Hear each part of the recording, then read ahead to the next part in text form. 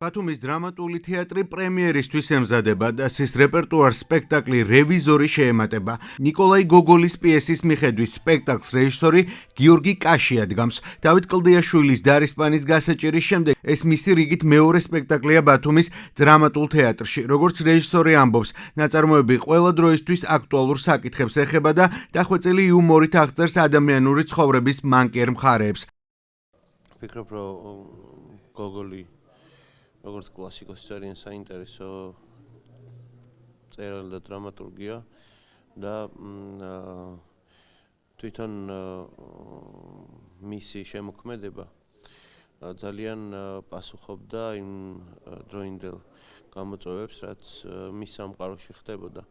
აქედან გამომდინარე ძალიან საინტერესოა მისი ყოველი ნაწარმოების წაკითხვა. მე ეს პიესა სწორედ გოგოლის იუმორმა, მისი წერის სტილმა და მისმა იდეამ გადამაწყვეტინა რომ დავდგა. გვაქვს პრემიერა, ვემზადებით და მართლა ძალიან საამაყოა, ძალიან საინტერესო არტისტების გვერდით დგომა. როლი, რა თქმა უნდა, ძალიან მნიშვნელოვანია ამ ხელა გადაწყვეტილების დროს. ძალიან დიდი იმედი მაქვს, რომ რეჟისორთან ერთად ვიტყვით რამე ახალს, რამეს არა კონკრეტულ სიახლეს. ძალიან საინტერესო კონცეფცია აქვს თითოეულ პერსონაჟს, სპექტაკლს და სათქმელს, რაც უნდა რეჟისორს რომ ამ სპექტაკლით თქვას, მე იმედი მაქვს, რომ ვიტყვით ყველანი ერთად.